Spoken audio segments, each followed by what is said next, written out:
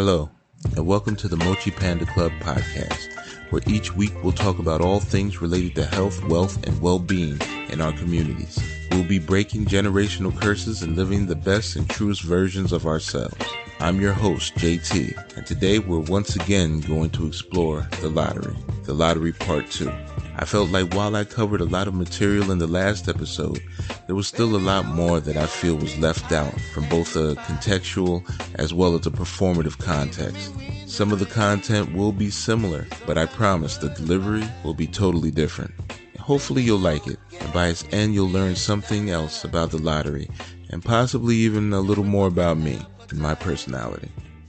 Okay, so if you're ready, let's begin. Ladies, gentlemen, and everyone in between, it's showtime. Please welcome to the stage the comedian that will have you in stitches, Benny Burns. Oh, thank you, guys. You guys are too kind. Thank you. My wife asked me if I'd still love her after I won the lottery. I said, of course I'd still love you, and I'd miss you very much. You know, if I ever won the lottery, I'd probably have to give some to charity. And if she's not working that night, I'd have to split it between Lexus, Porsche, and Mercedes. Meeting my wife was like winning the lottery. Because after 3 short years, I went completely broke. I asked the tour guide, what's the biggest lottery in Africa? They said, usually it's whenever Madonna and Charlize Theron come to visit. Whenever I think about buying a lottery ticket, I think about my ex. And I remember my luck with picking winners. My wife says marrying me was like winning the lottery.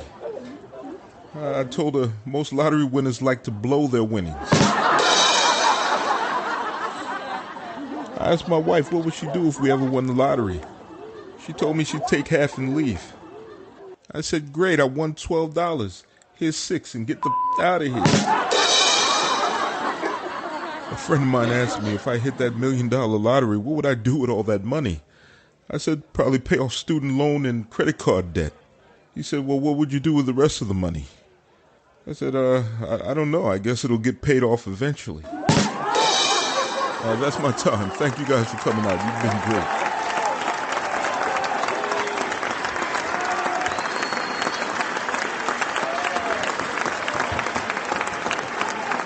All jokes aside, for a lot of us, the lottery represents a chance to break out of poverty and finally achieve the American dream. But as we'll discover, the reality is often much different. Some would argue that the lottery disproportionately targets low-income communities and preys on their financial struggles in hopes of upward mobility.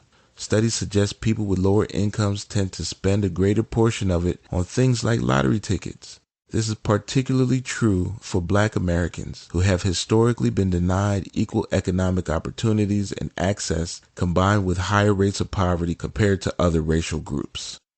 On the other hand, some argue that the lottery is just a voluntary form of taxation, providing much needed revenue for struggling public programs and initiatives. Those of you who might say, well, at least the money is going towards schools, social programs, bridges, tunnels, roads, etc. The truth is, most times those funds are never seen by the struggling communities the lottery markets to, perpetuating the cycle of poverty, economic inequality, and debt for those who can least afford it. When lottery revenue goes up, let's say in education, the government allocates less money to education. So the lottery doesn't actually boost the education budget. It simply replaces it, and the government spends those funds elsewhere. So sorry, that means no new MacBooks for little Timmy, and Mrs. Anderson will be asking parents for extra cleaning supplies next year. Even though I now have knowledge of all these bad things about the lottery, I admit there's a little love-hate relationship with it all. Growing up, I remember the momentary excitement of the lottery and what it could bring to the community. The dinner-time conversations with relatives about what you would do if you won. What would you buy? Where would you go? We always knew the chances of winning were slim, even impossible. But for the desperate, even an impossible chance is still worth a shot. Like they say, hope springs eternal. and the folks at the lottery neatly packaged and marketed on a $2 sheet of paper. You gotta love capitalism. Believe it or not, I actually credit the lottery with my curiosity about money and economics. I heard the stories about the winners who made terrible decisions with their newfound wealth and lost it all. I came to the conclusion that nothing really separates me from them. Most likely, if I won the big jackpot, I'd lose it all too, because I just didn't know any better. If I couldn't manage $100 in my checking account, believe me, I don't stand a chance at managing millions. I wanted to learn all I could about the right way to win the lottery. What did the smart winners have in common? What were their processes? What kind of help did they get? What businesses and investments did they get? How did taxes and fees work out in their strategy? Who helped them with that? You'll learn a lot about good and bad financial literacy by studying past lottery winners. For example, John Whitaker, who won the $315 million lottery in 2002, eventually lost it all due to a combination of bad investments, lawsuits, and personal problems. Billy Bob Harrell, Jr., won the $31 million lottery in 1997, but committed suicide 2 years later after losing most of his money and facing financial and personal problems. Evelyn Adams, who won the New Jersey lottery twice in 1985 and 1986, but eventually lost her fortune due to a gambling addiction and poor investments. William Bud Post III, who won the $16.2 million lottery in 1988, but was sued by family members and faced financial problems, including bankruptcy. Michael Carroll, a British man who won the £9.7 million lottery in 2002, but ended up losing his fortune due to a combination of drugs, alcohol, and poor investments. These stories serve as a cautionary tale that winning the lottery does not guarantee a life of happiness and financial security. It's important for anyone who comes into a large sum of money to seek professional financial advice and develop a plan for managing your newfound wealth. Now, I'm not trying to sway anybody one way or the other, but I do want to share a few quotes that I found. And they seem to all kind of sway in the same direction. I want to see if you can pick up which direction that is. The lottery is a tax on people who are bad at math. Chuck Palahniuk. The lottery is not a tax on the poor. It is a tax on the mathematically challenged. Greg Kaza. The lottery is called a tax on the poor, and it is, because the poor are the only ones who buy the most tickets. Andrew Tobias. The lottery is a tax on hope. Mark Twain. The lottery is a game of chance, not a game of skill. It's a tax on stupidity. John D. Rockefeller. The lottery is a way of catching fools and spreading poverty. Voltaire. The lottery is a game of chance, not a game of skill. It's a tax on hope. Robert G. Allen. The lottery is not a game of chance. It's a game of greed. Unknown. The lottery is a game of hope and despair, where the poor gamble with their last dollar in the hopes of striking it rich. Unknown. The lottery is a tax on people who are bad at probability. Nassim Nicholas Taleb. Now, of course, I can go on and on with these quotes, but they're pretty much all saying the same thing. And I think you get the gist of it. The lottery is a pretty bad idea. And I have to admit, as someone who's identified as poor and mathematically challenged for most of my life, I have to say, reading these out loud hit pretty hard. It is important to note that not everybody views the lottery as a scam. And many people participate in lotteries with the understanding that they are taking a risk in exchange for the possibility of a very large payout. The lottery is also often regulated by government authorities, which can provide a sense of legitimacy and trust for some participants.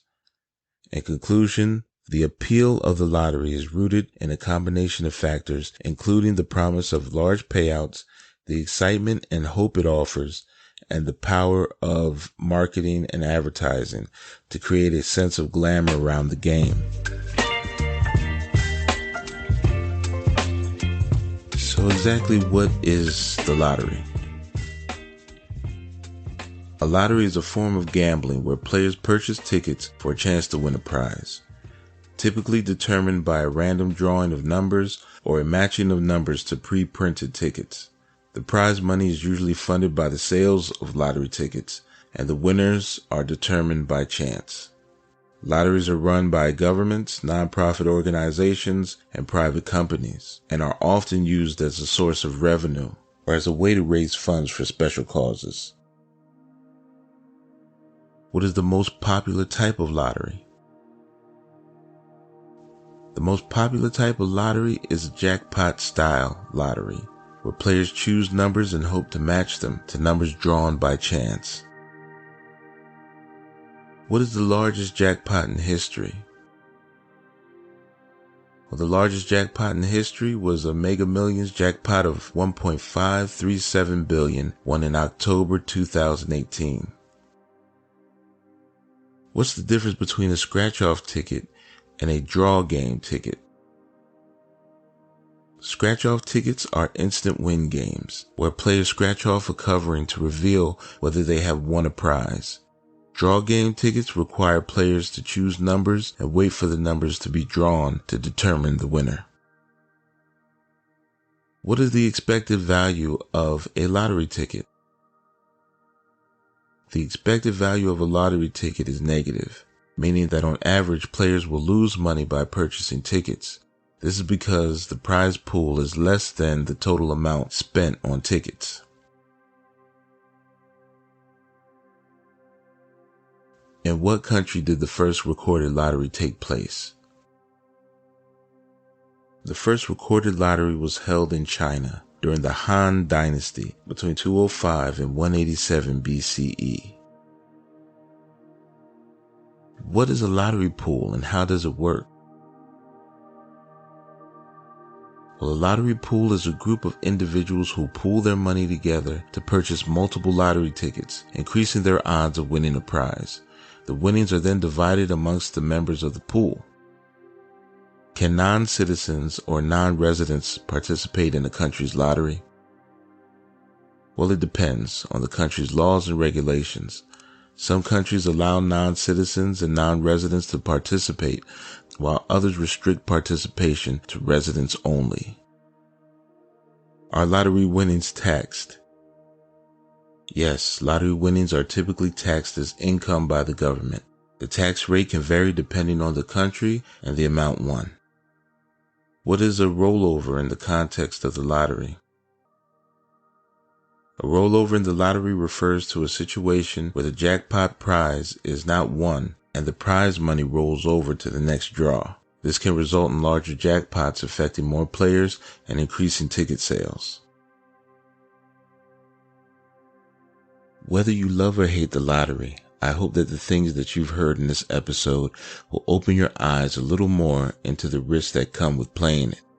Can the lottery be a benign form of stress relief that helps you sit back and dream a little while helping the government pay for things like bridges and tunnels and schools? Sure.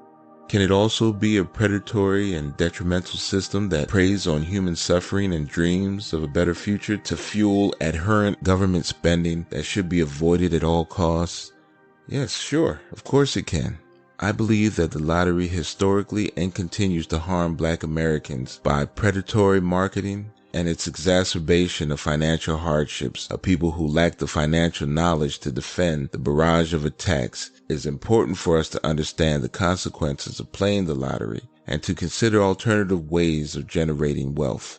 We can use our voices and our resources to push for more equity in a system that prioritizes the well-being of its communities. Until then, we will continue to be used as pawns by a system that has never really had our best interests at heart. If you have or know someone who may be struggling with gambling addiction, you can call the National Helpline at 1-800-522-4700, or you can contact Gamblers Anonymous at their website at gamblersanonymous.org. Thank you for tuning in to this episode of the Mochi Panda Club Podcast. Make sure to follow us on Twitter at Mochi Panda Club and Instagram also at Mochi Panda Club to leave any of your questions or comments or critiques on the show. We take it all there. If you enjoyed the show and would like to support us, please visit us at rss.com/podcast/the Mochi Panda Club and click on the donation tab. Every bit helps us continue bringing you great content. Until next time, take care.